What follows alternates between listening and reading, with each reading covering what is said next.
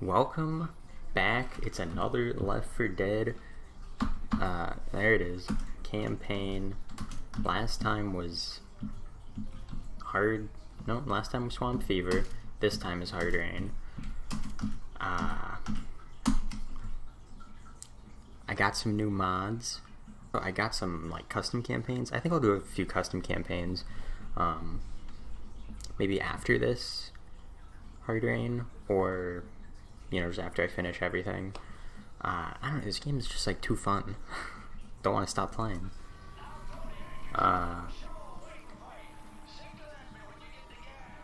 So you might notice something's a little different. Turn sensitivity. Yeah, I got a few mods. I don't know. You'll see them as we come across them. Oh, here's one. Honestly, I don't know what this is. I don't know. Now, the interesting thing about this campaign, which makes it, maybe the coolest one in the game, like, you go through this place, and then you come back at the end. Oh, 100.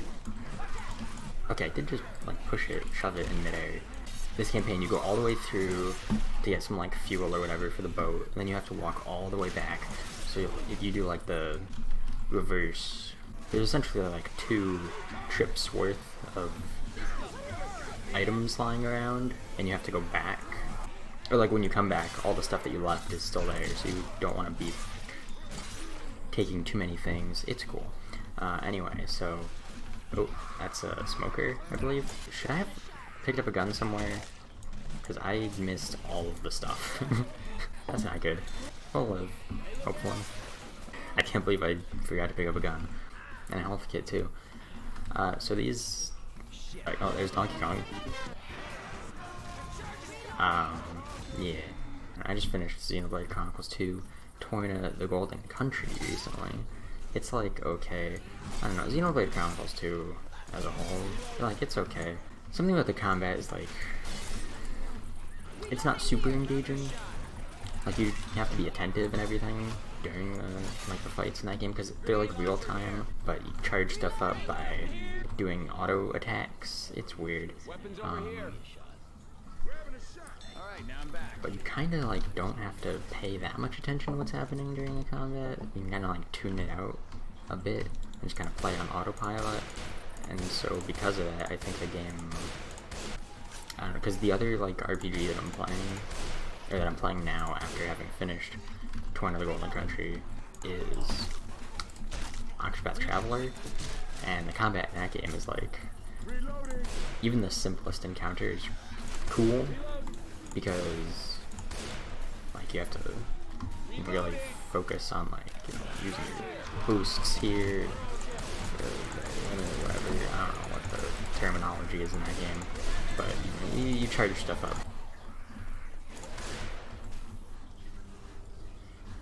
Guess I'm going this way? I'm not completely sure. Oh yeah, this is right. Oh yeah, this is the end. That's kind of short.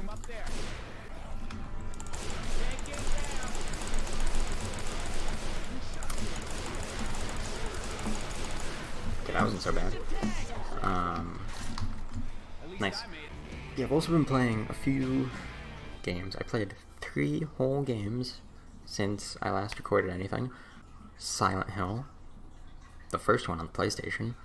Wow, what a cool game. I went into it not knowing like anything at all about Silent Hill. Like, I didn't even know that you had guns. I knew it was a horror game. Like, I didn't know that you actually like shot stuff. It was very similar to Resident Evil.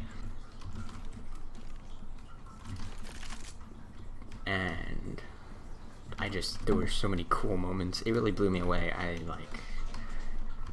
It really reminded me of my first time playing Metal Gear Solid, the first one, of just like going into a game, like knowing people said like, oh, this is a really good game, but like I wasn't really sure what to expect, like, because I figured like, it's a PlayStation 1 game, maybe keep my expectations a little lower, but like, no need. It's so good. It holds up really well. The only thing is like maybe the tank controls low. Oh, really? Another tank? Yeah, speaking of tanks, well, this is not going after me. Yeah, the controls are a bit iffy, but in those types of, like, survival horror games, those controls don't bother me. I prefer though? Ooh, Jockey, Resident Evil 4. I haven't played Resident Evil like 1, 2, 3. I played 4, 5, some of 6, and there's a lot of witches in this part, I remember. And also Revelations and Revelations 2. Haven't played 7. I want to play the first few games. I know that there's like 1, 2, and 3. I don't know if there's others like without like numbers in their names. Sort of like spin-off games, but not really. I want to say that there's like 1 or 2 other like classic Resident Evil titles. I'm not sure. No, yeah, because there's like 0 that was on the GameCube, right? I don't know. Anyway, but so Silent Hill, totally check it out. It's super cool. And then so after I finished Silent Hill, you know, I had to play Silent Hill 2. Did somebody just shoot the witch? I guess not. And so Silent Hill 2 is like just as good, if not better than the first. I will say, oh, and we got Patrick up here, another witch.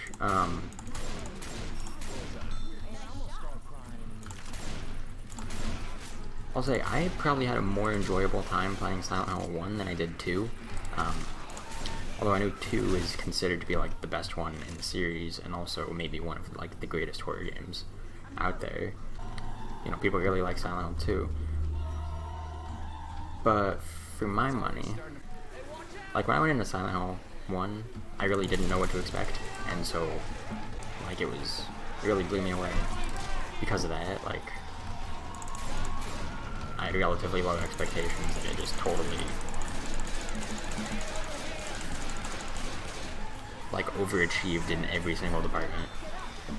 I wasn't even expecting it to have voice acting, honestly. Like I had low expectations, but it was so good. And so Silent Hill 2, it kind of just felt like,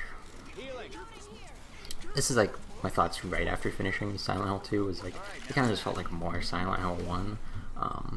But after I've like let it kind of like sink in, you know, it's been a couple days since I finished Silent Hill 2 now, and I don't know why I installed that. Like, yeah, okay. Anyway, now that it's been a few days, Silent Hill 2, I think it's better, for sure. Because the weak part about Silent Hill 1 was the story was a little bit like, kind of like nonsense. Like, who cares? You know, like prophecies and cults and whatnot. But Silent Hill 2, the story is a lot more like introspective. It's like a more human story. So I think that alone makes it way better than the first one. Although I think that there were a lot more elements in the first game, a lot more moments in the first game that I will remember more than the second, because the second, okay, Silent Hill 1 had a lot more interesting moments, like going to the other world for the first time in the school. I had no idea that was going to happen, and it totally freaked me out. And, you know, like when you open the locker, and like, oh, there's nothing in there. There's a lot of cool moments in Silent Hill 1. Silent Hill 2, I don't know if there's as many, like, unique, singular moments in that game than there are in the first one. But overall, like, the whole, as a complete package, 2 is, like, the plot is significant. Cool, like, I think I shot a witch. Now I have, okay, this sucks. Yeah, there's a witch.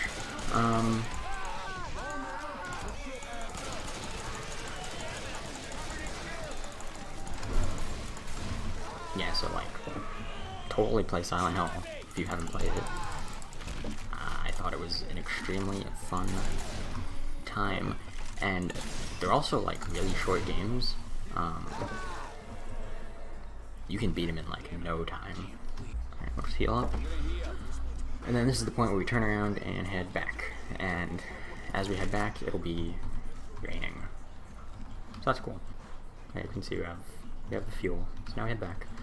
And then the other game that I just played, actually just finished it like earlier today, was the Symphony of the Night, Castlevania on the PlayStation 1.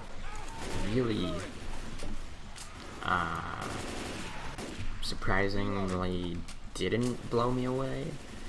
I've played one of the Castlevanias on the Game Boy Advance. I think it was like Aria of Sorrow. Not totally sure. I didn't finish it, but like it was you know, it was a fun Metroidvania. And so to me, like Symphony of the Night, I understand it was like the first game in the series to do that. Maybe it's like, no, it's not. I was gonna say maybe it was like the first Metroidvania in general, but like obviously not, because most of Metroidvania, like that term means Metroid. You know, like Castlevania isn't. They just made like a Metroid-y Castlevania. That's the way I see it, at least. Oh, hello. But so like, I don't know, it didn't blow me away because it was pretty much very similar to the Game Boy Advance game in terms of like how it's structured and everything, and like getting all different power-ups and things like that, and leveling up your character. It was still fun though. I was actually really surprised at how detailed the castle was. Like the art in that game, probably like the strongest aspect of it, I thought.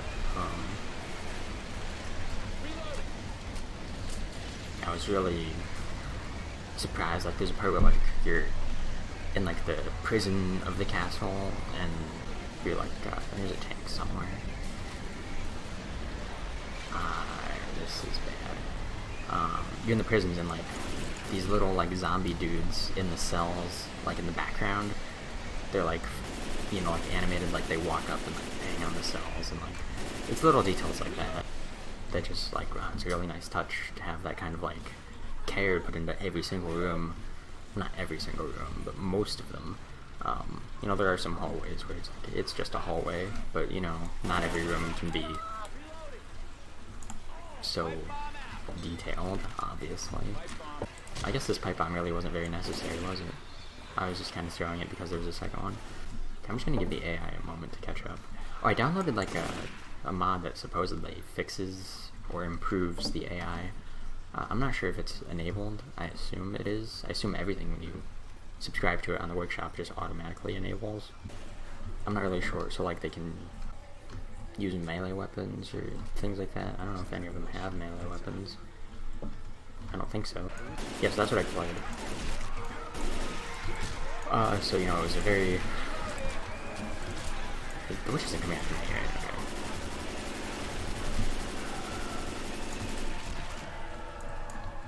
Okay. Yeah, so those are like three like classics as far as I'm concerned. Like those are like three really good games. I don't know why I'm healing right now. Yeah, so like, I think maybe if I hadn't just played, you know, Silent Hill 1 and 2 back to back, I would have enjoyed Castlevania more. But like, wow, Silent Hill. Both of those games, the first and second, they really like surprised me. Very strong games. Probably like both of them. I'm thinking about like my top 10 games that I've played. I think maybe Silent Hill 1 and 2 both have to be on that list. Like, I really enjoyed them. Okay, here we go. Now we're just back in the town. Okay, I don't know, is it just me or is this short? Maybe it's just me. And that is how you do it. I will say, I don't know if it's just like me, but scary things, like things where people are like, oh, this is so scary. I don't get scared very easily. I don't know, the only things that scare me are like, I mean, okay, I don't like jump scares, obviously, nobody does. Because, like, those scare everybody. It's like an unfair scare. Unless you're, like, expecting a jump scare, then it's gonna get you. Even when you are expecting a jump scare, it gets you, you know? The only other thing that really scares me is, like, bugs. I don't like bugs of any sort. I mean, spiders count as a bug in my eyes. Yeah, I mean, I just avoid anything with like lots of insects in it. Like there's that one room in Silent Hill 2 where like your light goes out and you gotta put in a new battery, and then when you turn it on, there's like bugs all over the room. Those aren't bad because like you just like step on those, whatever. If it was like real bugs instead of video game bugs, that would scare me. But can't put real bugs in a video game. I don't think they would fit in a cartridge. Yep. Wow, they're so far behind. I think we're heading like this way. I don't really need to check the house. Like we're all doing very good for like health and items.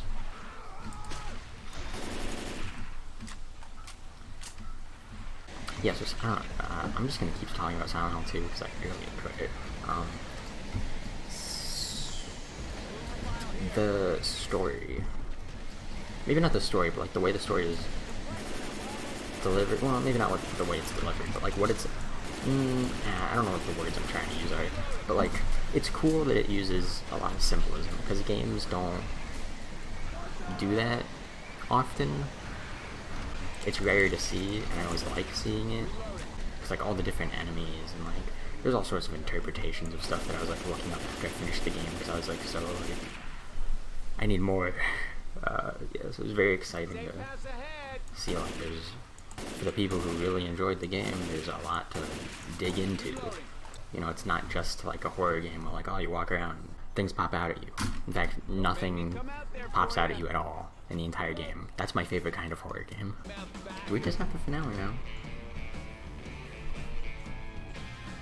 Yeah, that was only like a 3 or 4 minute chapter. These are really short chapters. I thought that this one was like one of the longer campaigns. I guess I'm wrong. I don't know, I'm trying to think of like symbolism, like games with like a lot of symbolism. I feel like it's like a lame thing to, you know, praise so much about a game, but it is like, it's cool, and it's rare to see it because when you see something like that in a game, you know, like they really put effort into it. And that's what I really enjoy playing, is just games where there's like clearly a lot of effort put into it. You know, and that's why, like, you know, the Metal Gear games are really fun, because there's like, I mean, like, you can just tell playing them that like they cared when they made these. The first 3 at the very least. I don't know about 4. I never finished the 4th game. In fact, I didn't make it very far into it at all. Although I will say, when I played 4, it was like immediately after playing 1, 2, and 3 in quick succession, so I was kind of just getting a little sick of it. And I also have, I played Metal Gear Solid 5. 5 doesn't actually have the same amount of like care in it, like that feeling of like care. There's a lot of stuff in the game, but like the story content is so spaced out that it's hard for me to like enjoy it as much as the other games in the series. But yeah, playing Silent Hill like reminded me of Metal Gear just because like the amount of care and like the way the characters, like there's characters. Not a lot of games have like a cast of characters. It seems like to me anyways, like characters that actually matter, you know? I guess the way I would put it is like, I like my characters in games to feel like a cast of characters from like a movie, because games like Fear,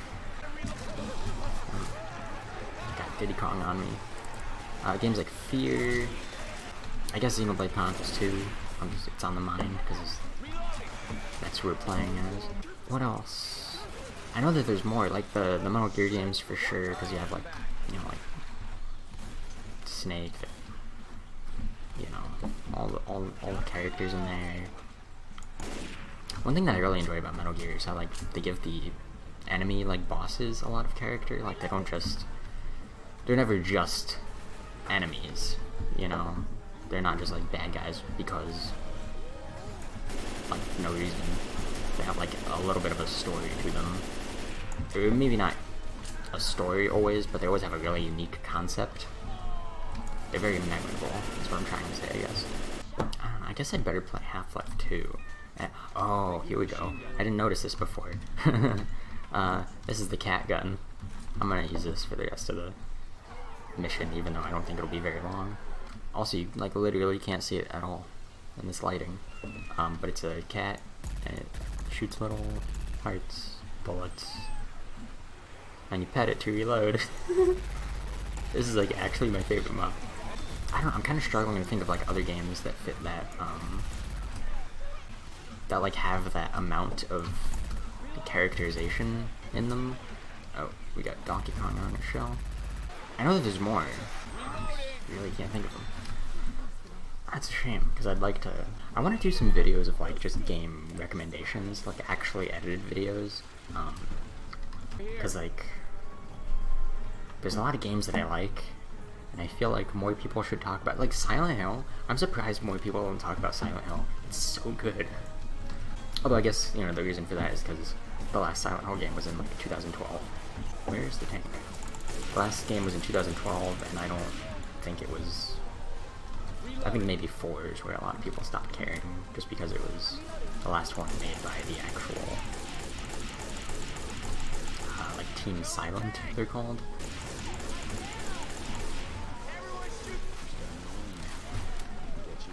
I don't know.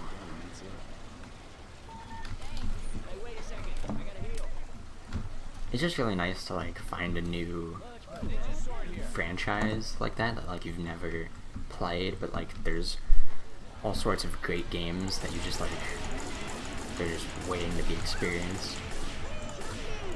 That's always a lot of fun. Like, that's how I felt. The way I felt playing Silent Hill was the way I felt playing Metal Gear Solid for the first time.